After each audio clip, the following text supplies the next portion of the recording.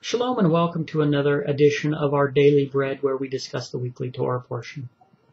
This is my commentary on Reader 2 for Day 2's evening portion in the Parashat of Bamidbar. Basically, we had one bullet point today. We had the men 20 years old and up are numbered, of the tribes are numbered.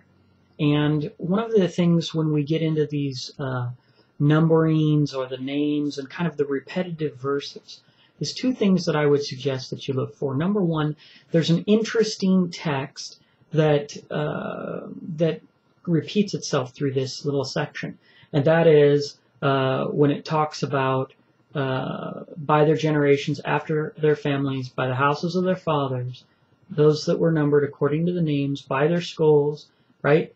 Each one of these details has something to tell us. You know, I don't think that Elohim is redundant.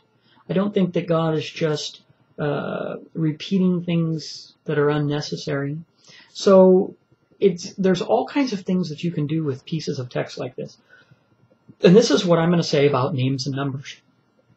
Names and numbers are significant in the scriptures. Number one, in Hebrew, the names all have meanings. So a good practice to do is to go through and take each of those names, and then I put a little dash by the name right above it and write the meaning of that name. Because a lot of times what you can find is by reading those names, you learn something new. And another thing that's good to do is count things. So take a look and see. We have 12 tribes. You know, we have this phrase. How many parts to that phrase of that title description? How many parts are there? How many sections? I count those.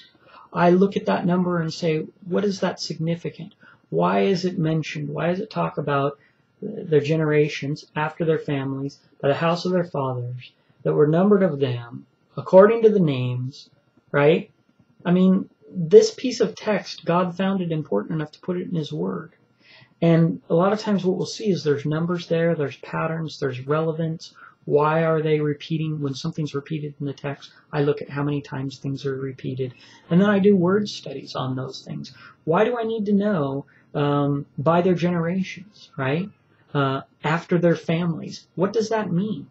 Because what you'll find is as you study the Word of God and you look at that concept, what is that word, by their generations? And then go use something like eSword to search that phrase and go see where it's used and start to get an understanding of what that means biblically, because this is a document of words and phrases. And so any phrase that repeats itself or word use, it's good to dig into those and get a better understanding. It may not be totally relevant as to this little segment, but it may be. A lot of times going in those little rabbit trails and those little studies, I find incredible things, and I find where else it's connected and where that's being used. And sometimes the context of where it's being used over here applies to this context, and you go, wait a minute, these sections of the Bible are connected. So this is just what I'm throwing out to you there, that when you get into these parts that seem boring, that they're repetitious, and you don't see what the value of knowing all these things are, slow down, look at the patterns, the numbers, the names, and where else it's being used, and the phrasing, and you'll find there's incredible value in that. So till next time, I'm going to say Shalom.